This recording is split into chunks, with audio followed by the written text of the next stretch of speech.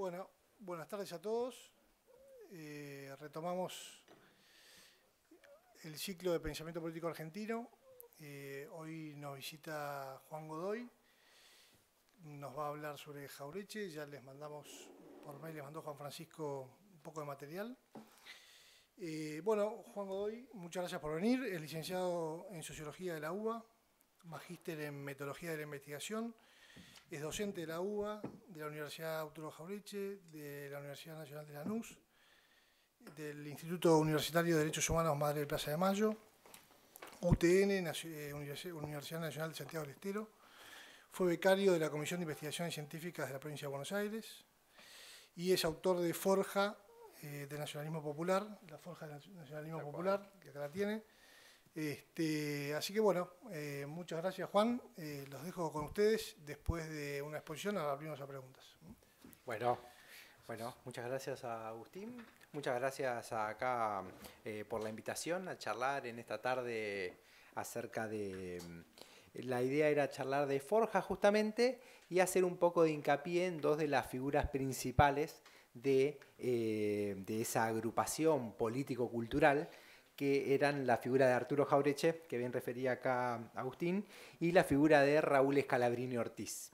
Esa es un poco la idea. Es decir, tenemos sé varios temas que vinieron viendo pensadores más clásicos y demás, por lo que me venían diciendo, ¿no? Alberdi, Sarmiento, Pellegrini, ¿no? Bueno, de todas formas, habían estado hablando del peronismo también, ¿no? La clase pasada.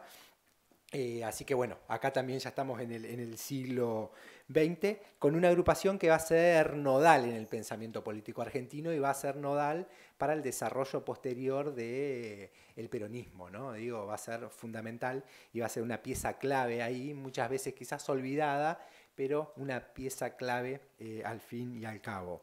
De Forja justamente no hay muchos estudios. Yo le pasé una bibliografía que era un texto, como yo decía, más obligatorio, pongámosle, una parte computativa, y después le pasé un listado de textos y demás vinculados a la temática de Forja, ¿no? Vinculados a la temática de Forja, en tanto rastreando uno encuentra escritos y demás, pero escritos sobre Forja específicamente. En gran medida de importancia hay uno que es de Miguel Ángel Sena, que es un texto de la década del 70, eso lo editó Editorial Belgrano, quizás un poquito difícil de conseguir, pero se llama Forja, una aventura argentina, un texto interesante para ver, ¿no? Y después están fundamentalmente los trabajos de Norberto Galazo a través de la figura de Scalabrini Ortiz, justo charlamos con un compañero recién, y la figura de Arturo Jauretche, ¿no? Las biografías de los autores, ahí hay una parte que le dedica a Forja, pero haciendo eje en la figura de Jauretche y de Scalabrini en el otro caso. Así que bueno, un poco también lo que vamos a hacer nosotros, pero quizás haga un poco más de hincapié en Forja por el interés, en el sentido de que es una agrupación un poco subestudiada, decimos nosotros, ¿no? Una agrupación que ha quedado un poco de lado en la historiografía en general argentina, ¿no?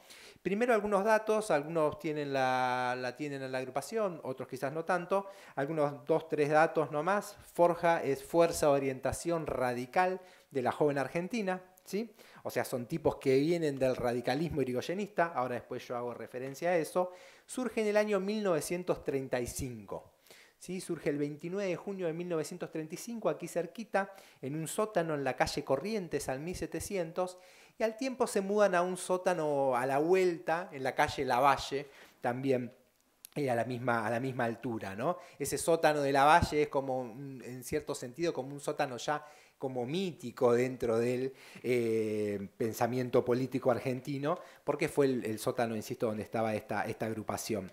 Interesante ya pensar en la figura del sótano en el sentido de un subsuelo, ¿no? Cómo en un subsuelo empiezan a anidar muchas de las ideas que después van a aflorar en la Argentina, ¿no? Para algunos será para bien, para otros será para mal, pero muchas de las ideas que empiezan a estos tipos a decir en ese sótano, a veces para poca gente, a partir de la década del 40 ya para más gente y en otros lugares también, pero esas ideas que afloran ahí en un sótano como una semilla van a ir germinando y van a germinar en un nuevo movimiento político en el siglo XX, ¿no? El nombre de Forja también es un nombre que lo ideó Arturo Jauretche.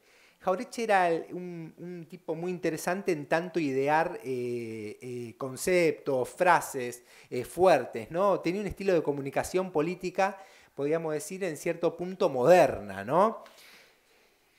Primero le digo lo de Forja y después les digo alguna de las frases. Primero, Forja, ¿no? Esto lo inspira a Jauretche una frase de don Hipólito Yrigoyen que dice en algún momento: todo taller de forja parece un mundo que se derrumba.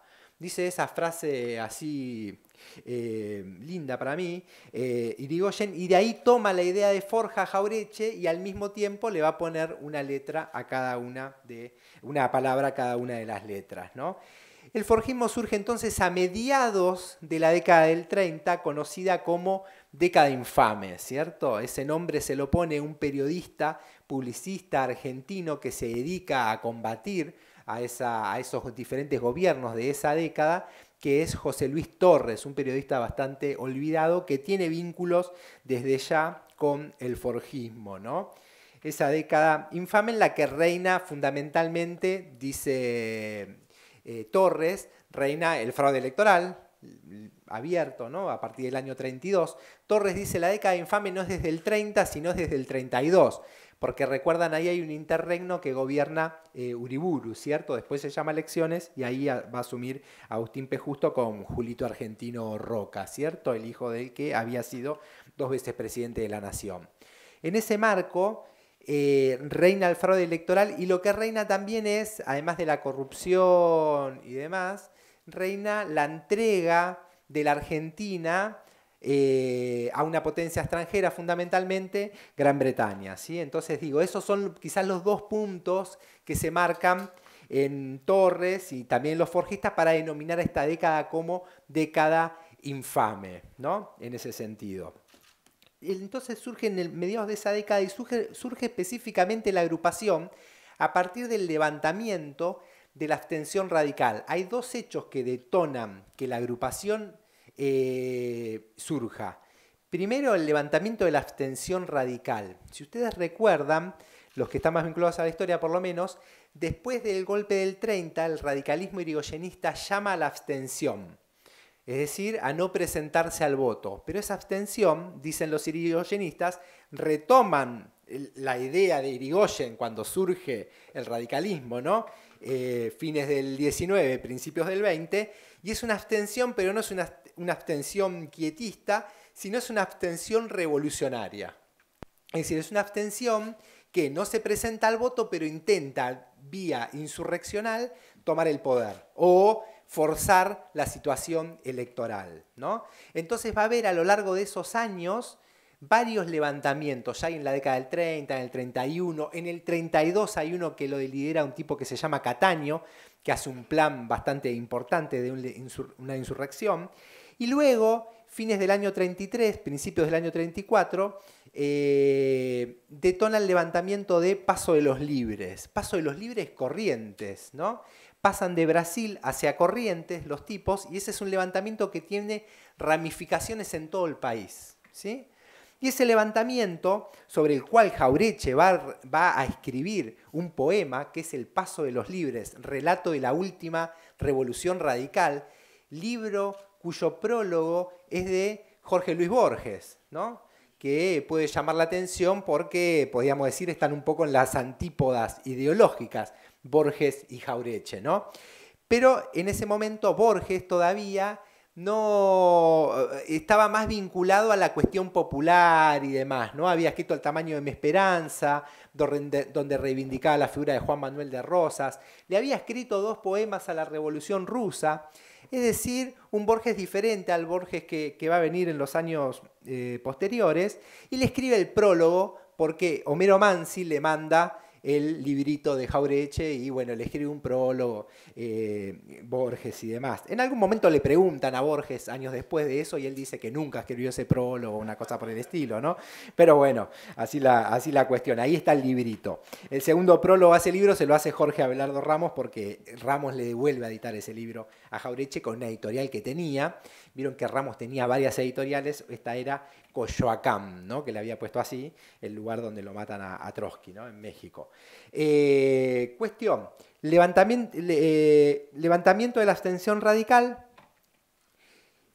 levantamientos insurreccionales, insisto, porque esa abstención es revolucionaria.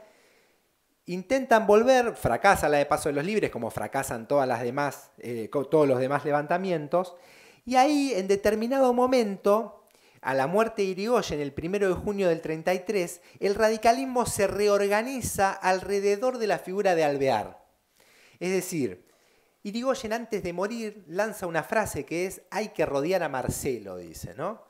Una frase ambigua, si uno quiere, pero que en gran medida se aprovechó el alvearismo, aprovechó por lo menos la frase y dijo hay que rodear a Marcelo, quiere decir que el radicalismo se tiene que reorganizar alrededor de la figura de Alvear. No sabemos si era así o no lo que había dicho Irigoyen, cuestión que el radicalismo se empieza a reorganizar alrededor de la figura de Alvear.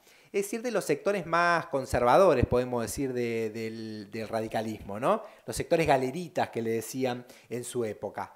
Entonces, en ese marco, el radicalismo va a levantar la abstención revolucionaria, va a levantar la abstención y va a empezar a participar de este juego pseudodemocrático, ¿sí? Ese hecho, el fracaso de los levantamientos insurreccionales y fundamentalmente, y todas estas cuestiones están ligadas, la sanción del pacto Roca-Runciman, pacto que entre los puntos tenía el levantamiento de la abstención del radicalismo, es decir, Gran Bretaña le dice a la Argentina, vamos a firmar este pacto, pero nosotros necesitamos que el partido mayoritario esté integrado a la vía política, porque si no es un pacto que sin el partido mayoritario como que no tiene mucha viabilidad quizás, ¿no?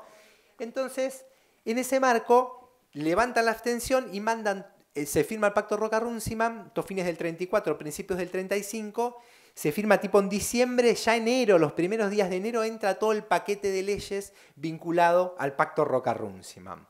Al pacto Roca-Runciman los forjistas lo van a llamar como Estatuto Legal del Coloniaje, ¿no? Es decir, es un estatuto, algo firmado, que es legal, dicen ellos, porque va por el Parlamento. Que quizás le podrían haber dicho que era pseudo legal por el fraude, pero bueno, ellos dicen legal porque va por el Parlamento del coloniaje, ¿no? O sea, legaliza el coloniaje sobre la Argentina, dicen ellos, ¿no? Porque, yo no quiero entrar mucho en el pacto porque quería ir más a las ideas de la agrupación, pero el pacto, además de esto de que firma que el 85% del comercio exterior lo va a manejar Gran Bretaña, está entre sus puntos quizás más lesivos, está la idea que la creación del Banco Central de la República Argentina, cuyo directorio va a estar compuesto mayoritariamente por empresarios británicos, ¿no? La mayoría accionaria era británica, la carta orgánica, dicen los forjistas, la redacta un británico, ¿no? La redacta Sir Otto Niemeyer, que también había participado en la fundación del banco en Brasil anteriormente. Entonces ese hecho es fundamental, estos principios del 35, y Forja surge a mediados del 35, en junio del 35, el 29 de junio de ese año, y esta agrupación va a durar 10 años, se va a desintegrar en 1945. Tiene dos momentos como de desintegración. Primero, 17 de octubre, el mismo día, prácticamente 17, 18, se desintegra la agrupación. Cuestión que eso lo hace Jauretche un poco intempestivamente y después manda a consultar a las filiales del interior para hacer la formalidad y el 15 de diciembre del 45 se termina de desintegrar esta agrupación, ¿sí? Pero bueno, ¿qué pasó en todo este tránsito? Es un poco la idea para transitar para nosotros. Forja tiene varias influencias, ¿sí? Varias influencias entre las cuales tenemos el nacionalismo, ¿no? El nacionalismo en boga en esa época, es decir, el nacionalismo fueron los que le habían dado la contención ideológica al golpe de Estado de Uriburu, ¿no? Lugones había dicho en el centenario de la batalla de Ayacucho, estando, si mal no recuerdo, en Perú, puede ser que me equivoque el lugar, pero dice, ha sonado la hora de la espada, había dicho Lugones, ya representante de ese nacionalismo de cuño oligárquico, se le suele decir, ¿no? Un nacionalismo elitista, si ustedes quieren, ¿no? Forja va a tener puntos de contacto con este nacionalismo.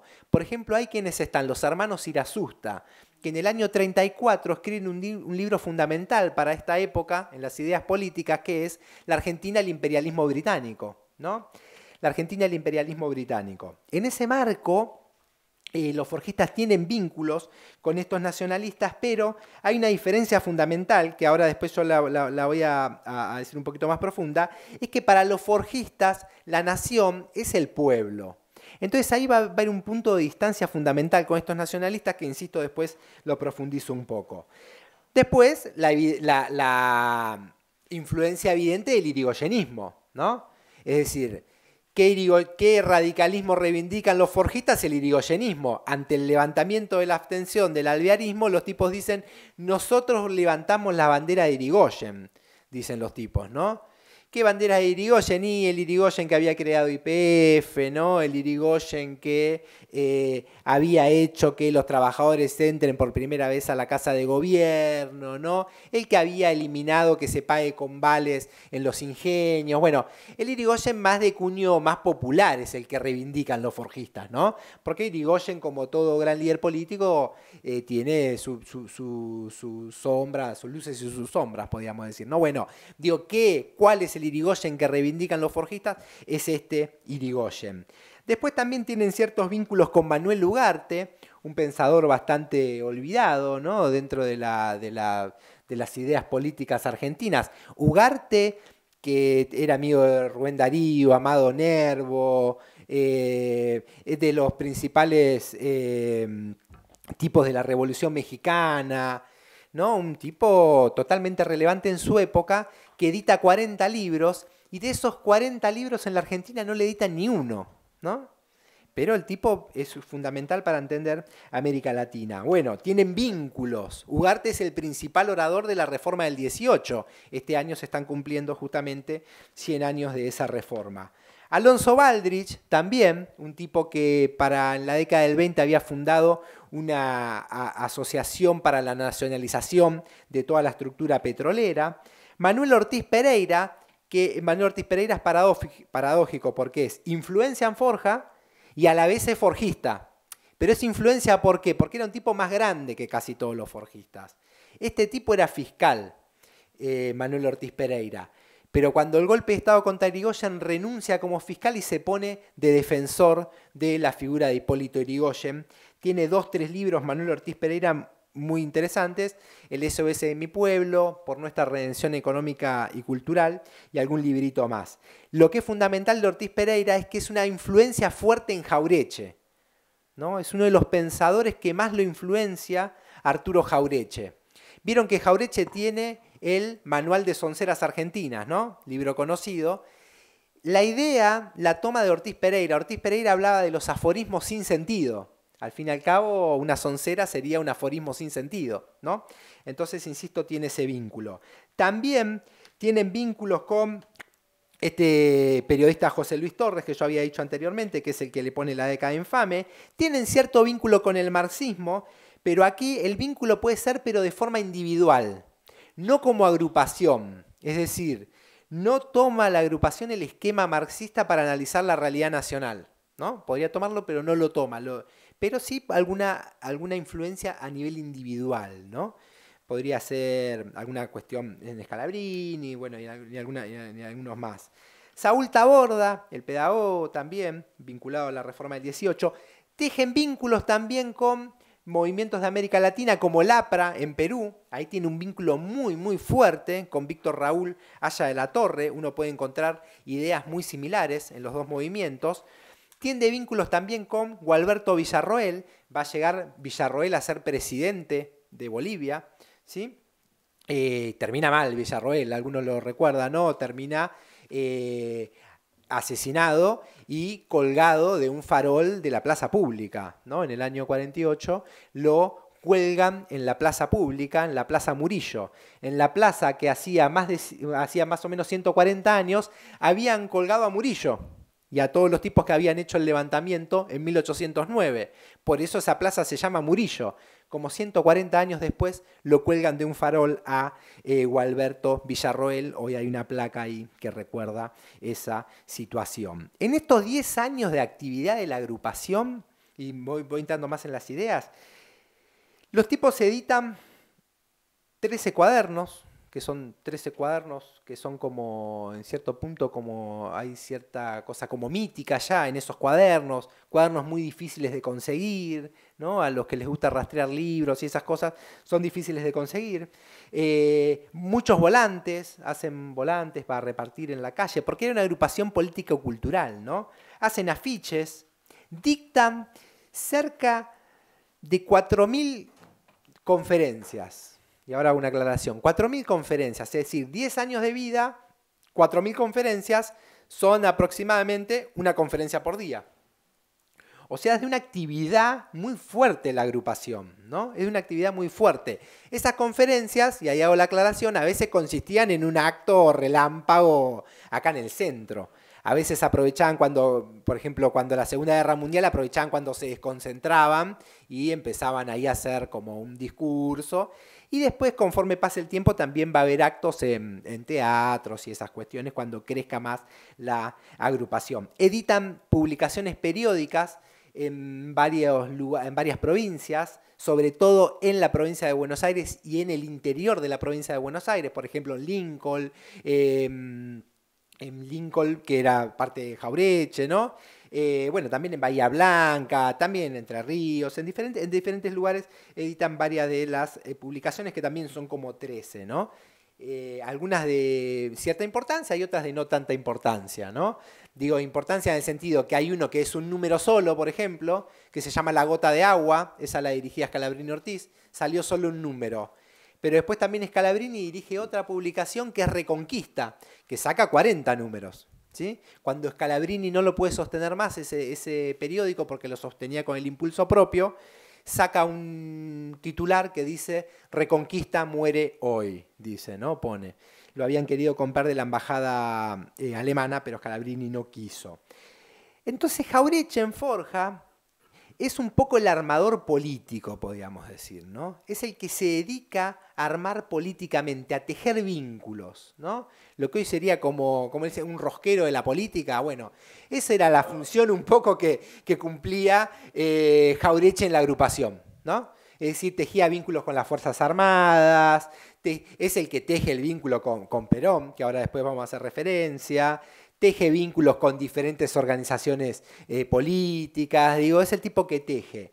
Y Scalabrini Ortiz, más bien, va a ser como el inspirador ideológico de la agrupación, ¿no? Es decir, hay un autor por ahí que dice, es el norte ideológico de Forja. Interesante, claro, porque el tipo es, si bien Scalabrini en general no va a estar afiliado, se va a afiliar en un momento muy cortito a la agrupación, pero no va a estar afiliado a Forja, Scalabrini, porque para ser afiliado a Forja vos tenías que ser afiliado radical, y Scalabrini no era afiliado radical. En un momento Forja levanta la necesidad de ser radical para ser forjista, y ahí Scalabrini se afilia a la agrupación, pero rápidamente, por un hecho que es medio largo de explicar, termina renunciando, ¿sí? Entonces, el forjismo va a tener un nacionalismo, y un nacionalismo particular va a ser el forjismo. Yo primero hago una referencia corta al nacionalismo, pensando por lo menos de Hernández Arrey, otro gran pensador del siglo XX argentino, Juan José Hernández Arrey, que aborda mucho la cuestión del nacionalismo, y él dice algo así como que el nacionalismo no es un término unívoco, dice, ¿no? Sino que tiene diferentes acepciones.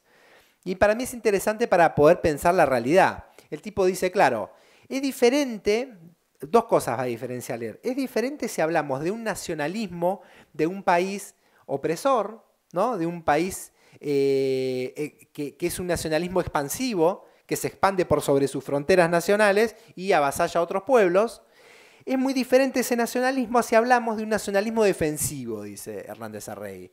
El nacionalismo defensivo es el típico de los países coloniales o semicoloniales, que lo que hacen es levantar banderas nacionales, reivindicaciones nacionales, ante el avance de otro país sobre su soberanía, ¿no? Ahora bien, dentro de ese nacionalismo de los países oprimidos, podríamos llamarlo así, coloniales, semicoloniales, aparece dos tipos de nacionalismo, dice Arrey. ¿De qué depende qué nacionalismo es? Del sector social que lo proclame, es decir, del sector social que lo lleve a cabo. Si ese nacionalismo lo lleva a cabo una élite, es un nacionalismo elitista u oligárquico, como el que había nombrado antes, que tenía vínculos con el forjismo, pero tenía distancia. Si es un nacionalismo que lo lleva a cabo las masas populares, dice, es un nacionalismo popular. Bueno, el de Forja sería un nacionalismo que pretende ser un nacionalismo popular, ¿sí? O nosotros lo podríamos, según esta caracterización que hace Hernández Arrey, lo podríamos tomar como un nacionalismo popular. La idea entonces es dividir un poco las ideas de ese nacionalismo forjista en sus aspectos políticos, económicos y culturales, ¿sí? O sea, un poco ese pasaje voy a hacer para abordar las ideas, la parte política, ahí va a aparecer un poco más Jauretche, en la parte económica va a aparecer mucho más Scalabrini Ortiz, y en la parte cultural también va a aparecer quizás más Jauretche y algunos que otros más, ¿sí? Entonces ese va a ser un poco el pasaje de acá al final, ¿sí? Como para ser ordenado. Insisto, Forja entonces en medio de la década infame. Si uno quiere comprender la década infame, lo que puede hacer es bajarse los tangos de Enrique Santos Discépolo y escucharlos. La mayor parte de 40 tangos escribe Discépolo, la mayor parte de esos tangos son de la década del 30 y la mayor parte de esos tangos refleja muy bien la realidad de la Argentina del 30, ¿no? Varios conocidos como Cambalache, Gira Gira, o en Tres Esperanzas Discépolo dice: cachal bufoso y chau, vamos a dormir, dice en un momento, ¿no? Y uno dice, puede ser trágico, pero en realidad cuando alguien por ahí revisa los índices de suicidio de la Argentina, se encuentra primero con que mucha gente reconocida se suicida, desde Alfonsín Astorni a Horacio Quiroga, Enrique Méndez Calzada, a el que intentan de asesinar acá en el Senado de la Nación, ¿no? Lisandro de la Torre, ¿cierto? Que también se va a terminar suicidando. Pero también se suicida mucha gente de a pie. Alguien encuentra el dato estadístico y encuentra que en esa época, en el año 32, toca pico y hay 2 suicidios por día. Es decir, 2 argentinos se quitan la vida en esa década del 30. Claro, Discépolo veía eso porque frecuentaba, ¿no? Y demás, la realidad, podríamos decir, ¿no? Entonces, bueno, en ese marco, ese es el momento en que surge esta agrupación. Mucho hecho a pulmón, podríamos decir, sobre todo en los primeros tiempos. Es una agrupación de político-cultural, insisto, de bolsillos flacos, ¿no? No es, digo, una agrupación que dispone de alguien que financie, lo que fuera. Una agrupación de bolsillos flacos que va a intentar de utilizar bien los recursos que tiene, ¿no? Y mucho impulso, podríamos decir, y ganas de transmitir un conjunto de ideas. Y esas ideas van a ser fundamentales y van a ser parte del ideario político argentino del siglo XX. Es decir, muchas de las consignas que emergen en la década del 40 y los 50 y demás, y hasta muchas que se usan hoy, al vocabulario político argentino las incorporó Forja, podríamos decir. Por eso es fundamental y es un eje central para pensar la política en el siglo XX, ¿no? Entonces, primero, el aspecto político de este nacionalismo de Forja, ¿no? Ese nacionalismo de Forja, en su aspecto político, tiene una cuestión central, que es la relación entre la nación y el pueblo. Esto que yo les decía, estos tipos piensan que la nación es el pueblo, piensan ellos. Fíjense, dice acá una frase, dice, pueblo y nación son equivalentes en América. dicen los tipos, ¿no? O sea, hay un vínculo ahí que no es menor porque los diferencia del nacionalismo, insisto, de cuño más elitista, de cuño más oligárquico, ¿no? El pueblo es condición necesaria para el desarrollo de la nación. No puede haber un proyecto de nación que no tenga en cuenta al pueblo, piensan estos tipos. El pueblo, al mismo tiempo, actúa como fuente del pensamiento del forjismo, ¿sí? La idea de estos forjistas es construir desde el pueblo y con el pueblo, dicen él, ¿no? No es construir para, que sería diferente el para, ¿no? Sino es desde y con el pueblo, dicen los tipos. Y construye una categoría que me resulta interesante, que es la categoría de posición nacional, ¿sí? Es la categoría de posición nacional. Forja, asimismo, no se reivindica como nacionalista. ¿Por qué? Porque el nacionalismo en la época estaba asociado al nacionalismo reaccionario, ¿no? La emergencia del fascismo. Entonces ellos dicen, nosotros somos nacionales. Y nosotros construimos una posición que es nacional. Por eso yo digo, el nacionalismo popular es analítico, pero Forja iría en nacionalismo popular. Pero en su momento ellos dicen, somos nacionales. Fíjense, Jauretche en una ocasión, discutiendo con estos nacionalistas, le dice así, le dice, el nacionalismo de ustedes se parece al amor del hijo junto a la tumba del padre. Al amor del hijo junto a la tumba del padre. En cambio, el nuestro se parece al amor del padre junto a la cuna del hijo. Es decir, para ustedes, les dice, la nación se hizo y fue derogada. Para nosotros, la nación está por nacer. Claro, porque ese nacionalismo era fuertemente reaccionario, quería volver a un pasado utópico, podríamos decir, ¿no? Es decir, tipos que estaban en contra de la Revolución Francesa a veces porque había trastocado el orden social, ¿no? Querían volver a un orden anterior. Por eso la idea de la reacción como un nacionalismo reaccionario. Dice, para nosotros la nación sigue naciendo, dice Jauretche, ¿no? Les dice discutiendo a estos nacionalistas. Entonces, lo que Forja sustenta es una posición nacional. Acá retoma Forja, es una agrupación muy original, y retoma, podríamos decir, lo que decía Simón Rodríguez allá, ¿no? El maestro de Simón Bolívar, que decía algo así como, si en América Latina no inventamos, lo único que vamos a lograr es errar, ¿no? Por eso nosotros o inventamos o erramos, o inventamos un pensamiento propio que surja de nuestra propia realidad, o vamos a terminar errando. Es decir, si copiamos, erramos, ¿no? Sin ser cerrazón frente a lo extranjero, si copiamos, erramos. Y eso es lo que va a hacer Forja. Forja no es que desecha las ideas de afuera, pero no las incorpora como absoluto. Es decir, lo que no hace Forja es importar acríticamente ideas realizadas en otro tiempo y o en otro lugar, ¿no? O sea, lo que hace es incorporar ideas, pero tamizarlas con la propia realidad, ¿no? Jauretche decía, la diferencia es en una letra. Nosotros no adoptamos. Cuando uno adopta, lo adopta como una totalidad, como un absoluto. Nosotros lo que hacemos es adaptar. Tomamos ideas, pero las adaptamos a la propia realidad, ¿no? Entonces la cuestión no es incorporar, según había hecho en gran medida el pensamiento político argentino del siglo XIX, esto es, incorporar ideas a partir, podríamos decir, de esa dicotomía entre civilización y barbarie, y se incorporaban valores universales, se los incorporaba como absolutos, ¿no? En lugar de incorporarlos en lo que pudieran contribuir al desarrollo de la cultura propia, se los incorporaba como absolutos en reemplazo de la propia cultura. Entonces lo que buscan hacer los forjistas es construir una propia perspectiva. Nosotros queremos construir nuestra propia perspectiva en relación a nuestras necesidades y en relación a nuestros intereses, ¿no? No le interesa tampoco una construcción doctrinaria al forjismo. Lo que quieren es tener ideas que permitan, dicen, ir hacia los hechos concretos. O sea, tener ideas que nos permitan abordar la realidad nacional, dicen estos forjistas. Por eso Forja es una expresión genuinamente argentina.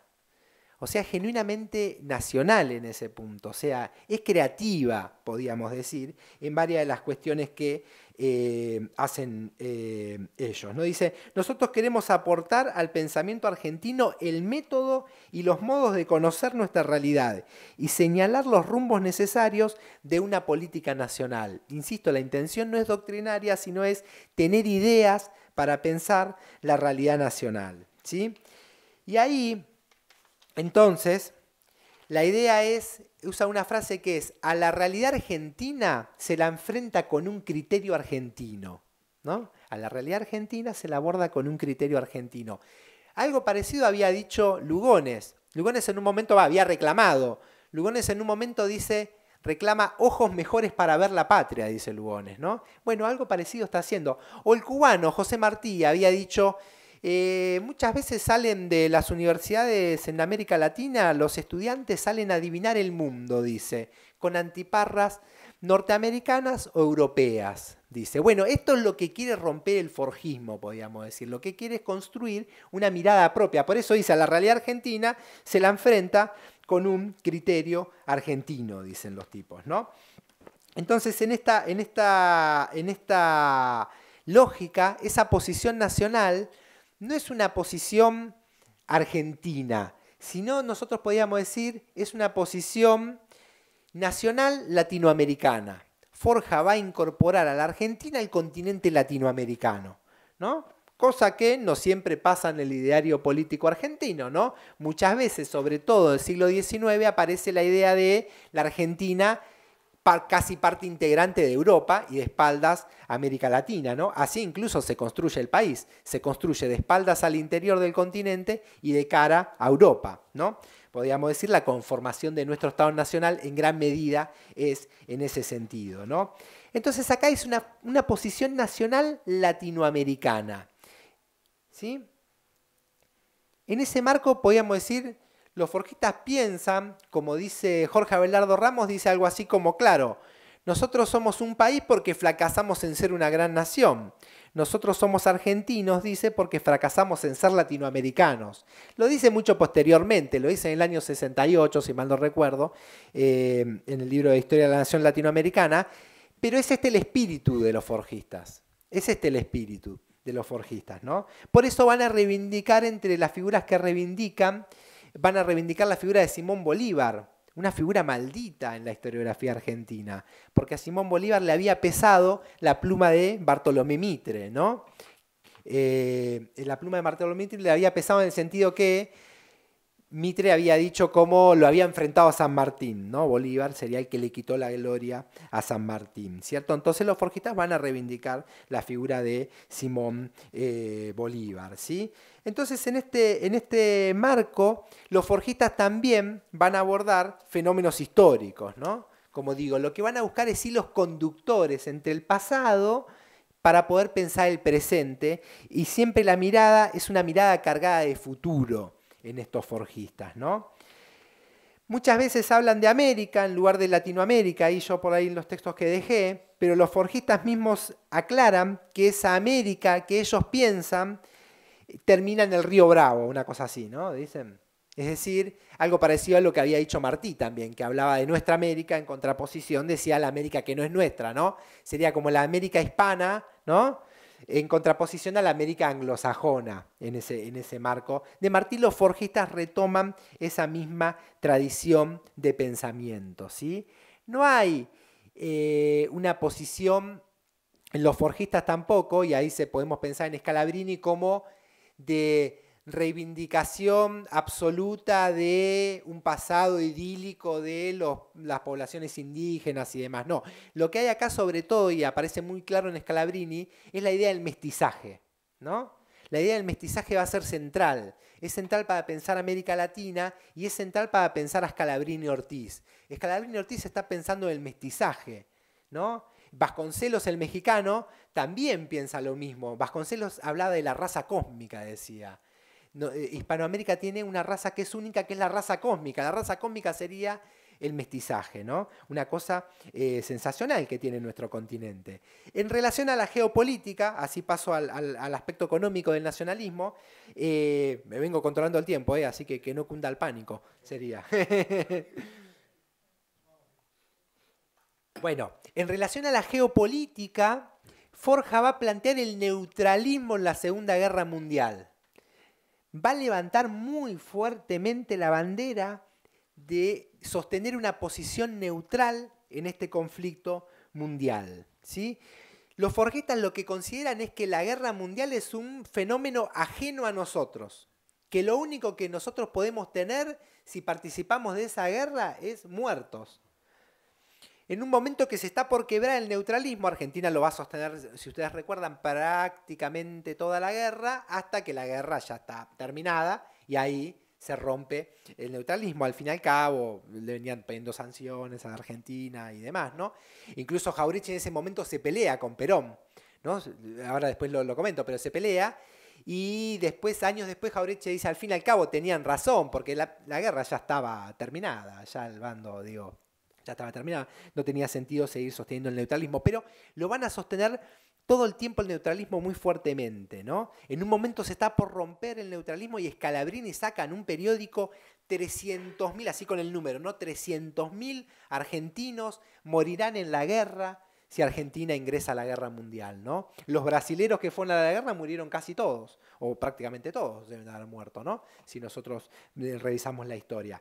Entonces eso es lo que está pensando ahí Scalabrini Ortiz. Y a mí me resulta llamativo el número, así 300.000, así en mayúsculas, grande, insisto, mucho de eso lo ideaba Jauretche, ¿no? Insisto, una comunicación política moderna. Jauretche dice, el lema de Forja era, somos una Argentina colonial, queremos ser una Argentina libre, decían ellos. Como lema político, digo, es fuerte, ¿no? Y bueno, y así tiene un montón de cuestiones, ¿no? Que, insisto, le dan una particularidad a Jauretche por ahí no escribe en los cuadernos, Jauretche, por ejemplo. Escribe sí en alguno de los periódicos. Pero, insisto, él quizás se quedaba toda una noche en el sótano pensando una frase para un volante, ¿no? Pensando una frase para un volante. Otro afiche que sacan dice, los argentinos somos sonsos, así como en preguntas. Digo, estamos en la década, eso por ahí nos resulta común ahora, pero en la década del 30 ese estilo de comunicación política no era lo común, ¿sí? Entonces la única posición soberana que nosotros podemos tomar, dicen los forjistas, es la posición de ser neutrales en este conflicto mundial. El forjismo tampoco va a ser parte de lo que se denomina comúnmente en la política como un antimilitarismo abstracto, ¿no? Es decir, pensar que todo lo que proviene de las Fuerzas Armadas es malo. Y esto va a ser fundamental, porque ellos van a pensar en la posibilidad de una alianza estratégica entre el pueblo y las Fuerzas Armadas, que es un poco lo que va a terminar pasando en la Argentina, ¿no? En el peronismo, ¿cierto? Sobre todo, quizás no tanto en la Revolución del 43, que le faltaba el elemento del pueblo, según por lo menos abordan los forjistas, pero sí en el peronismo, ¿no? Está claro, dos de los aspectos centrales eran el pueblo y las Fuerzas Armadas, ¿no? Y también está el aspecto económico de ese nacionalismo. Y ahí va a ser fundamental la figura de Scalabrini Ortiz. Ahí van a abordar la cuestión de la deuda externa, van a abordar la cuestión de los ferrocarriles, van a abordar la cuestión de la industrialización, la cuestión de los recursos naturales, ¿sí? Van a abordar diferentes cuestiones que son nodales para pensar este nacionalismo ahora en términos económicos. Los forjistas piensan que la Argentina es una semicolonia, es decir, la Argentina es una colonia informal de Gran Bretaña. Eso es lo que ellos piensan. Fíjense, dice, ingleses son los medios de comunicación y transporte, inglesas son las empresas monopolizadoras del comercio exterior, inglesas son en su mayor parte las empresas de servicios públicos, inglesas las grandes estancias de la Patagonia, inglesas las mejores tierras de la Patagonia, inglesas todas las grandes tiendas, las empresas que rinden dinero y son protegidas por el gobierno argentino, etcétera, etcétera. Y terminan, por eso Canning, en ese momento se inaugura el monumento a Canning, por eso Canning tiene una estatua en Buenos Aires. Esto es lo que piensan los forjistas, que en la Argentina toda la estructura económica le pertenece a Gran Bretaña. Y claro, cuando uno empieza a revisar la estructura económica de los 30, claro, toda la estructura económica le correspondía a Gran Bretaña, ¿no? Como dicen acá, los ferrocarriles, los puertos, el Banco Central de la República Argentina, los que monopolizan el comercio exterior, etcétera, etcétera. Entonces los tipos dicen, claro, todo es británico acá. Entonces nosotros tenemos una dominación que es económica. Es decir, acá en 1806-1807 derrotamos a Gran Bretaña a las invasiones inglesas. Pero en ese mismo momento, un tipo en Gran Bretaña eleva un memorial, que es el memorial de Casterlag, algunos lo conocen como el compañero, y dice, hay que procurar dominar a estos pueblos hispanoamericanos de una forma diferente, por diferentes aspectos, que no entro para no extenderme, pero de un diferente modo. Y esa dominación, dice Scalabrini, va a ser invisible. ¿Cómo es la dominación invisible? Es la dominación económica. Es decir, ya no van a mandar ejércitos, que van a mandar diplomáticos y van a penetrar la estructura económica del país. Y van a hacer que esa estructura económica responda ya no al interés argentino, sino al interés británico, dicen. Y el que descubre esto, digamos descubre entre comillas, pero es el que lo pone realmente sobre la mesa, es Scalabrini Ortiz. Scalabrini Ortiz es el gran descubridor de la realidad argentina, dice Jauretche. Es el que descubre la realidad argentina porque descubre que la realidad argentina no es la realidad de ser un país soberano, sino es la realidad de ser un país dependiente. Pero esa dependencia ya no es directa. Acá no hay ningún ejército, nosotros tenemos el himno, las carapelas, las fiestas patrias, pero la situación real por dependencia económica es de absoluta dependencia. Nuestra riqueza drena al extranjero, dicen los forjistas. Manuel Ortiz Pereira dice, la Argentina es un país en el que llueve enorme cantidad de riqueza, pero alguien sobre la Argentina puso un techo. Y entonces la mayor parte de los argentinos no se mojan con la riqueza. Y ese techo tiene un desagüe a Europa y otro a Estados Unidos, dice Manuel Ortiz Pereira. Esto es lo que están pensando los forjistas y ponen sobre la mesa de discusión. Insisto, porque claro, mucho se pregonaba el antiimperialismo, mismo la reforma del 18, pero antinorteamericano, ¿no? Manuel Ugarte incluso. Pero claro, Estados Unidos por acá todavía no había penetrado ni nada. El que realmente había penetrado era Inglaterra. Esto es lo que dice Scalabrini Ortiz. Entonces van a denunciar la política del endeudamiento externo, ¿no? Scalabrini va a hacer una historia desde el préstamo con la casa Baring Brothers, ¿no? Scalabrini dice de 1 millón de libras esterlinas llegó bastante menos que la mitad de ese millón de libras esterlinas y Argentina va a devolver a lo largo de 80 años cerca de 8 millones de libras esterlinas. Entonces lo que aborda Scalabrini y los forjistas es que la deuda, dicen ellos, es un mecanismo de encadenamiento de los pueblos semicoloniales. Es parte de esta dominación económica y al mismo tiempo es parte del encadenamiento, ¿sí? Es decir, la idea es, a vos no te prestan plata para que te desarrolles, a vos te prestan plata para encadenarte. Es la idea de Scalabrini y de los forjistas. Dicen, a vos, la idea de la deuda, dicen, es mantenerte en el primitivismo agropecuario. Lo único que te va a quedar a vos es la deuda. Y a vos no te van a prestar deuda para que te desarrolles, te van a prestar deuda también para que montes parte de la estructura económica dependiente. Y ahí estudia Scalabrini los ferrocarriles. Entonces, ¿qué dice él? El diseño de los ferrocarriles va a ver Scalabrini, que como ustedes lo vieron, es un diseño radial hacia el puerto de Buenos Aires, ¿no? Entonces Scalabrini dice una frase que es fantástica, dice, cuando uno mira esos ferrocarriles trazados en abanico al puerto de Buenos Aires, se parecen a una gigantesca tela de araña metálica que aprisiona a la mosca que es la nación. Esa figura usa Scalabrini. Los ferrocarriles trazados de esta forma no son ferrocarriles para el desarrollo. No son como los ferrocarriles norteamericanos trazados de costa a costa, de norte a sur, o los europeos. El tema que, ¿cuál es el problema? Aquí, la guerra civil la ganó el modelo ligado al modelo agroexportador. En cambio, en Estados Unidos la gana el modelo industrial. No, esto es lo que empiezan a develar los forjistas en esta época, ¿sí? También, bueno, denuncian lo del banco y los ferrocarriles además manejan la política de tarifas. Es decir, suben o bajan la tarifa no según nuestro interés, sino según el interés de ellos. Entonces, cuando haya la posibilidad de un desarrollo industrial, ¿qué van a hacer? Van a subir la tarifa de modo de que vos no puedas hacer ese desarrollo industrial. Por eso los ferrocarriles son, dice Scalabrini Ortiz, en esta forma son el factor primordial del primitivismo agropecuario. Nos mantienen siendo un país primitivamente agropecuario. No nos dejan el desarrollo industrial, ¿sí?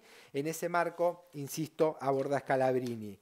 También empiezan a pensar los recursos naturales y la necesidad de que la nación sea la que explote esos recursos, ¿no? Acá viene la tradición de Irigoyen, ¿no? YPF, ¿no? La idea de nacionalizar toda la estructura petrolera. Ellos sacan en un cuaderno y dice, el ejemplo es México, dice. México, que había hecho, Cárdenas en el año 38 había nacionalizado toda la estructura petrolera en México, ¿no? Entonces los forjistas tienen vínculos también ahí con el cardenismo. Y empiezan a pensar en que no hay soluciones parciales, sino toman una idea que es la emancipación integral de la nación. No puede haber soluciones parciales porque la dominación es total en la Argentina, ¿sí? Entonces hay algunas de las cuestiones económicas. Por último, la cuestión del aspecto cultural del nacionalismo forjista, ¿sí?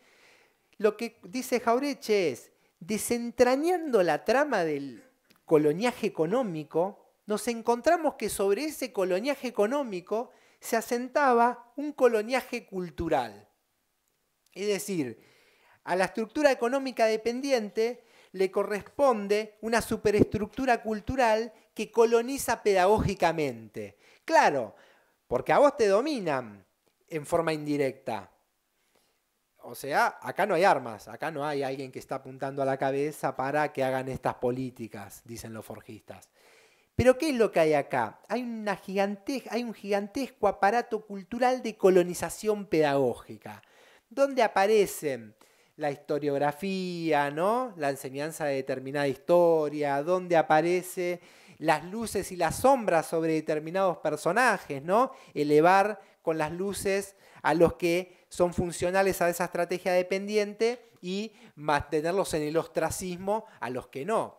Fíjense, Scalabrini estudia política británica del Río de la Plata y historia de los ferrocarriles, dos de los libros más importantes del siglo XX en la Argentina, que devela estas cuestiones, digo. Incluso más allá de lo que cada uno piense, ¿no? Son libros que son importantes. Es como decir, un gran libro del siglo XIX es el Facundo. A uno le puede gustar o no gustar. Lo que no puede negar es que es un gran libro para entender el siglo XIX. Lo mismo con los libros de Scalabrini. Y este Scalabrini en esa época tiene que sacar una solicitada en el diario pidiendo trabajo. En el año 42 saca una solicitada en el diario, después de haber escrito dos de los libros más importantes de la historiografía argentina, diciendo, bueno, era agrimensor, ¿no? Scalabrini, agrimensor, busca trabajo, qué sé yo, como redactor de los principales diarios, también fue, qué sé yo, busca que alguien le tire algo, ¿no? Aparte, Scalabrini tenía como 5 pibes, así que imagínense, vieron que los pibes comen y todas esas cosas. Entonces, cuestión. Entonces aparece este colonialismo cultural, donde van a hacer mesa los forjistas, también aparecen, bueno, todos los ámbitos formadores de la cultura, ¿no? También los medios de comunicación, desde ya no, con la presencia actual y demás, pero sí, por ejemplo, hacían una cosa llamativa los forjistas en sus periódicos, hacían revista de la prensa, una cosa por el estilo, un recuadro, y ponían la lupa sobre noticias de otros diarios, ¿no? Parecía, digo, una cosa muy, muy actual, podríamos decir, que ahora está de moda, pero en esa época muy rara, ¿no?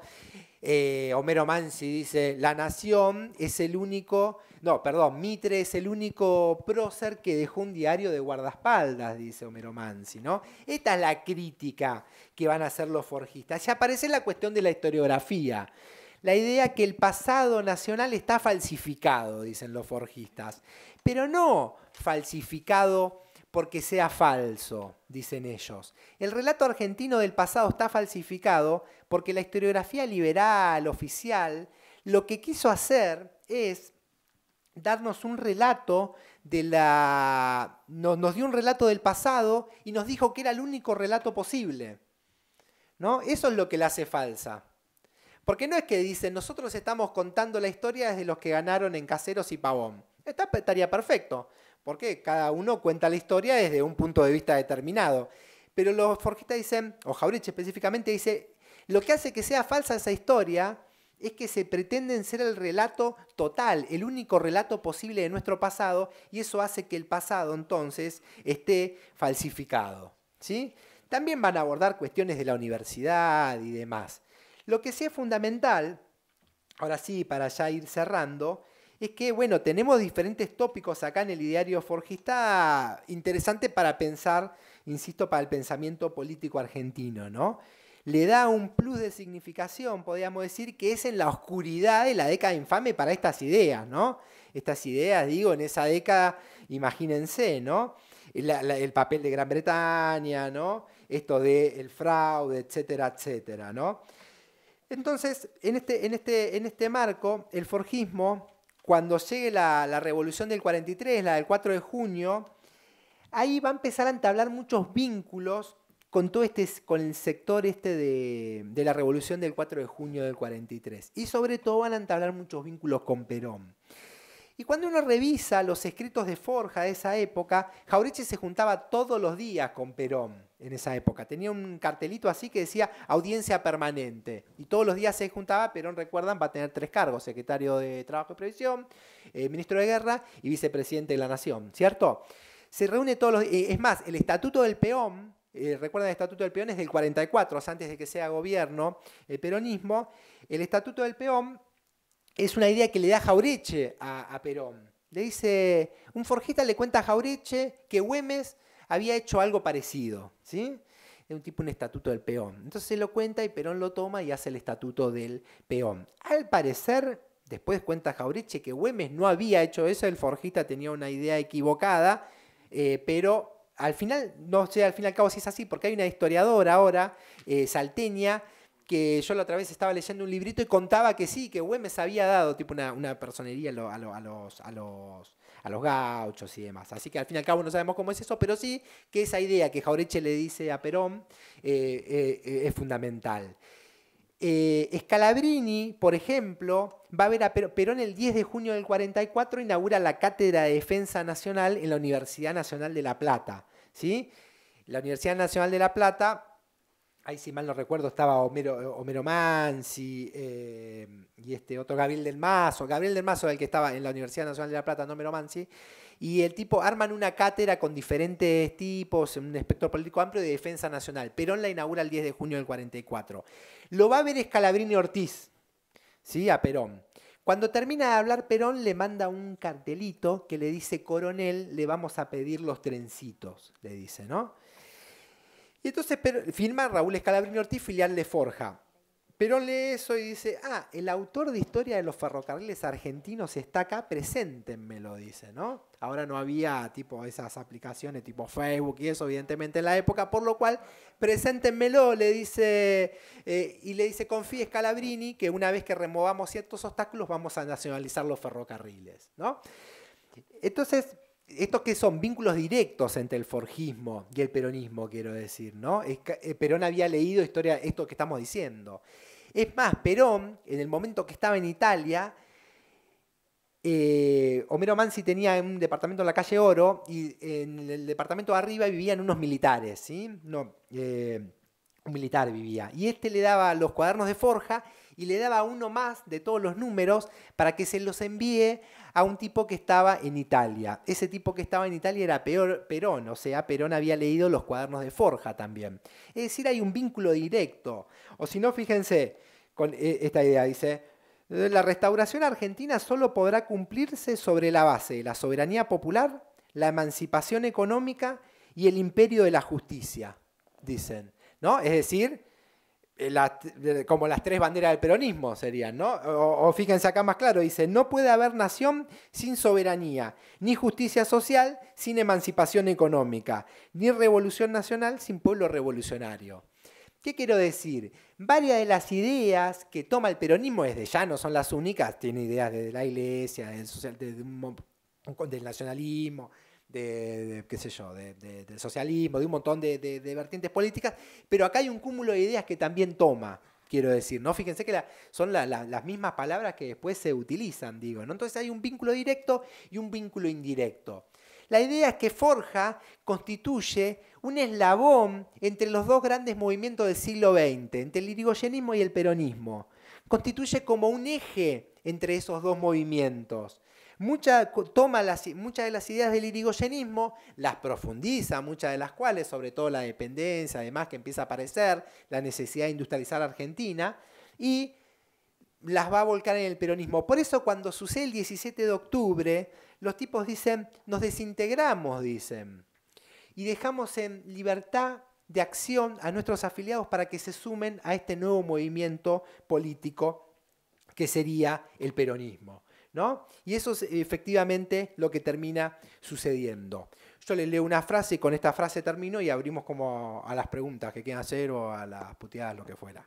Y dice así, dice, los forjistas, para ver también, igual leí algunas cuestiones, para ver la impronta de estos volantes y cuestiones que hacía. Esto, por ejemplo, es en un volante, dicen así, dicen, en el territorio más rico de la tierra vive un pueblo pobre, malnutrido y con salarios de hambre. Nuestra miseria se debe a que somos una Argentina colonial. Hasta que los argentinos no recuperemos para la nación y el pueblo el dominio de nuestras riquezas, no seremos una nación soberana ni un pueblo feliz. Por eso queremos ser una Argentina libre de todo imperialismo extranjero, cualquiera sea la ideología con que pretenda encubrir nuestra explotación. Sin ello no podrá existir libertad, democracia y justicia. Luche con nosotros para recuperar la patria para el pueblo argentino. Muchas gracias.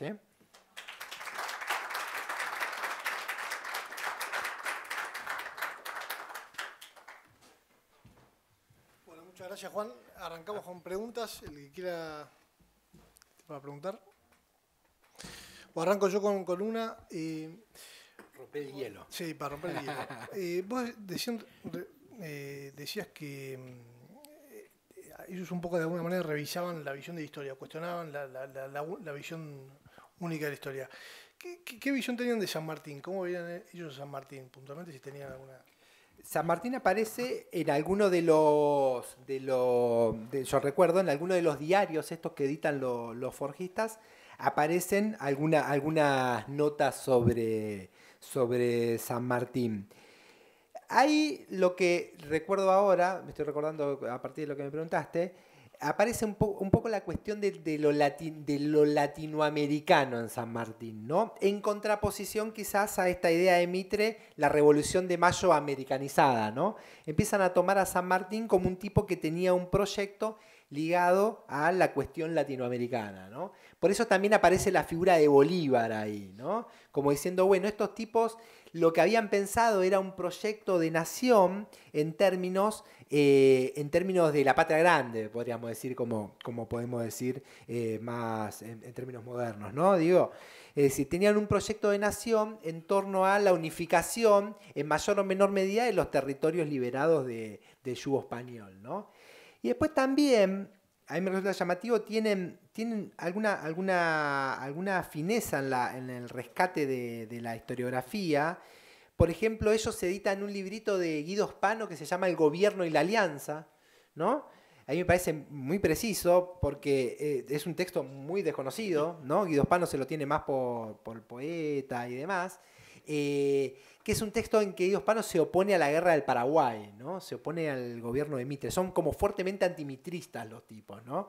Entonces editan ese libro, lo van sacando como fascículos. Editan también Vida del Chacho, de Hernández, ¿no? También me parece de una precisión en la lectura historiográfica, ¿no? Pero lo que no hay acá no son libros y demás, sino son notas que van sacando en los periódicos en torno a la historiografía, ¿no? Que uno va observando y demás, ¿no? Pero insisto, en algún punto hay como una fineza en el revisionismo histórico que nosotros podríamos decir, si en el 30 surge el revisionismo histórico como una corriente historiográfica, ¿no? Surge con el nacionalismo ligado a la figura de la reivindicación de la figura de Rosas, ¿no? Irasusta, Ibarguren, todos esos tipos, ¿no? Porque antes lo que teníamos eran escritos como sueltos, ¿no? Es decir, teníamos, por ejemplo, un escrito sobre Facundo Quiroga de David Peña de la década del 20, una conferencia que da en la Universidad de Tucumán, si mal no recuerdo, que nos da otra figura de Facundo Quiroga diferente a la que había dado Sarmiento, ¿no? Después tenemos la historia de la Confederación Argentina de Saldías, que si bien no es que reivindica a Rosas, nos da una visión diferente a lo que veníamos viendo, pero como corriente surge en los 30, pero ligada a ese nacionalismo más de cuño elitista y demás. Ahora los forjistas pues nosotros podríamos decir que son una corriente historiográfica que revisa la historia desde como un nacionalismo, pero desde un nacionalismo más de raíz popular, ¿no? Intentan de rastrear la presencia como de las masas en la historia, ¿no? A Jauretche le es reveladora la Revolución Mexicana, ¿no?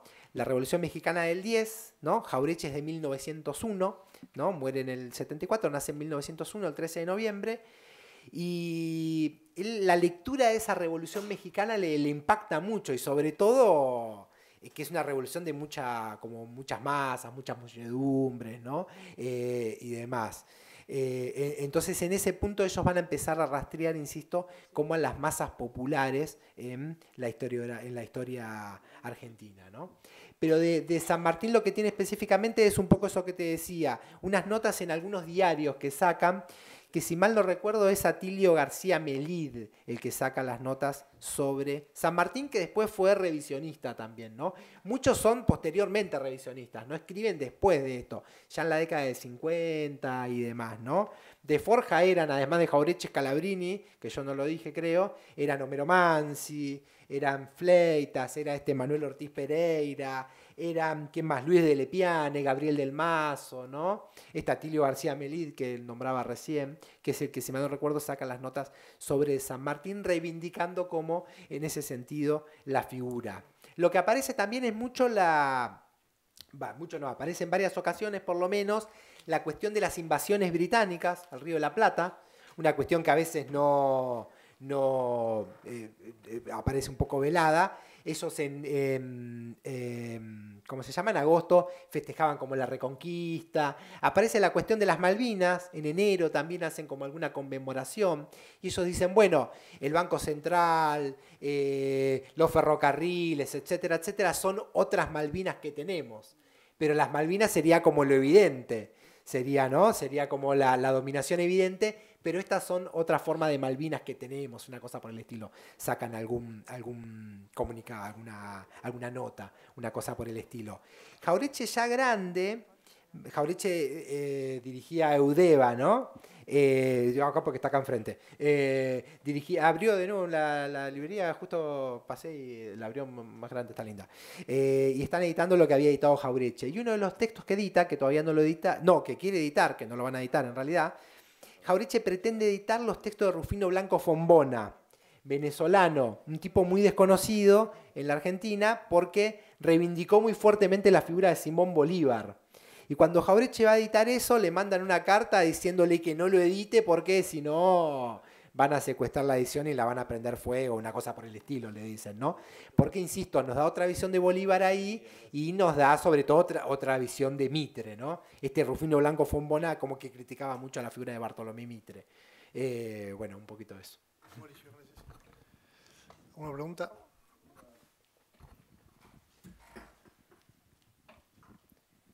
Con micrófono, dijeron. Para el Gracias por la exposición, ¿no? Yo sé que es difícil hacer historia contrafáctica o futurología, ¿no? Pero viendo lo que el peronismo en la década del 90 o el radicalismo de la época de la Alianza, ¿dónde está? Ya que Forja fue un poco, como bien citás vos, el nexo entre irigoyenismo radical y peronismo, a tu juicio, ¿dónde podría estar hoy, en la Argentina de hoy, el pensamiento de Forja en la política argentina? Complicado, ¿no? Sí, con lo del alvearismo, ¿no? En su momento Darío Alessandro dice el irigoyenismo se alveariza, dice, ¿no? Como diciendo que tiende a hacerse más conservador, ¿no? Y demás.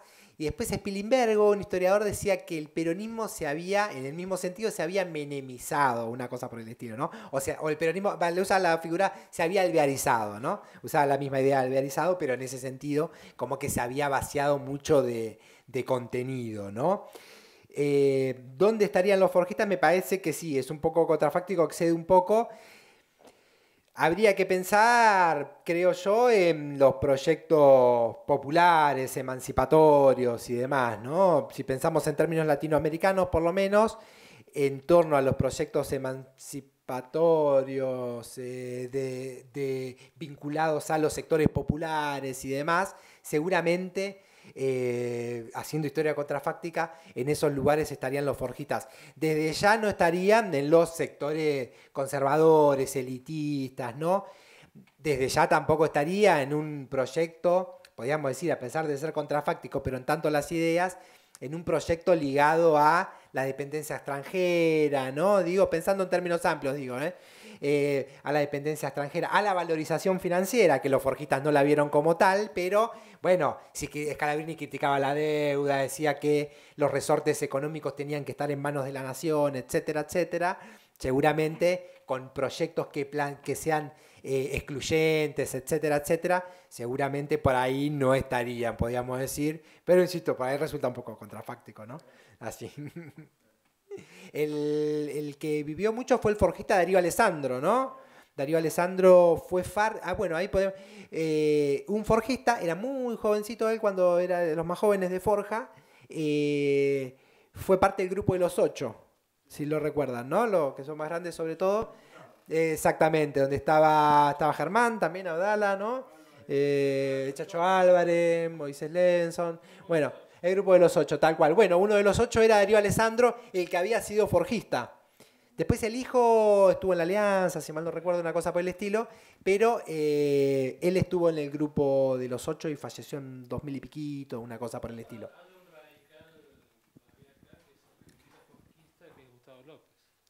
Bueno, ellos reivindican, claro, ellos se reivindican como de la tradición forjista, ¿no? Entonces lo que buscan ellos, insisto, igual, bueno, por ahí no soy yo para decirlo, pero ellos buscan como nexos con el peronismo, ¿no? En tanto Forja se desintegra en el peronismo, ellos dicen, bueno, nosotros mantenemos una identidad ligada también al radicalismo irigoyenista y demás, y bueno, y eso, buscando nexos con el peronismo, ¿no? Podríamos pensar quizás en esa corriente Forja, pero eso se pone en Forja como reivindicando aquí, pero no es que está vinculada, ¿no? Porque la agrupación en sí se desintegra en el año 45, pero sí ellos levantan, Gustavo López y demás, que fue secretario de subsecretario general de la presidencia, tal cual, sí, exactamente. Bueno, ahí digo, por eso esos vínculos, nexos que intentan de buscar con el peronismo y demás ellos, ¿no? Así la cuestión. Nada. ¿Alguna otra pregunta?